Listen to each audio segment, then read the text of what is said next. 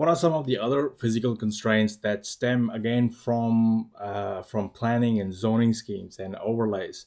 These are built areas, or the floor space ratio, or the setbacks of the site, the land use, what you can and cannot do on the site.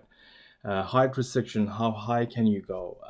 If there is a vegetation protection overlay on the site, for example, if you've got some native trees or some protected species of trees or vegetation that you can't get rid of, that is going to restrict your ability to actually maximize the site. Cultural heritage or conservation areas where if they are in the vicinity of an area that is protected by cultural heritage, that would restrict your ability to actually maximize the site.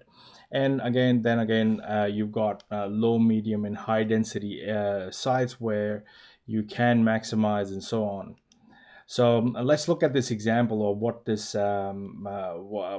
what the build areas are and the floor space ratio. The way that it works is, for example, you've got a site and you've got let's say you've got 2,000 square meter site, for example. Let's just put in 2,000 over here, and you've got a density. That means how what you can actually do on the site, or the floor space ratio of the site. So if, for example, that density is given in a ratio, so say for example 0.5:1, that means you can build 1,000 square meters of covered area on that site. If it's 0.6, it's 1,200. If it's 1.5, that means you can build on a 2,000 square meter site, you can build 4,000 or 3,000 square meters.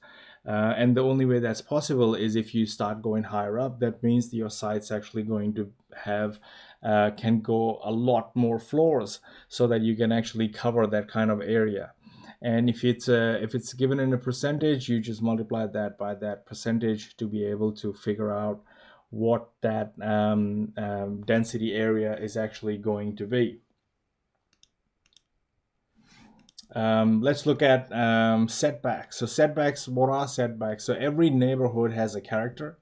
So say, for example, if I was to draw a straight line over here, so this is the edge of the property, and from there, every property is supposed to be set back a certain meters or certain feet from the edge of the property, or from the boundary of the front boundary of the property. Same way they would have the same thing in terms of from the back boundary of the property there will be setbacks, or from the side there would be different setbacks. So as you can see, these have a lot less setback than the properties that we've got here. So they have a lot more setback, at least that's what it seems. So that's what a setback is.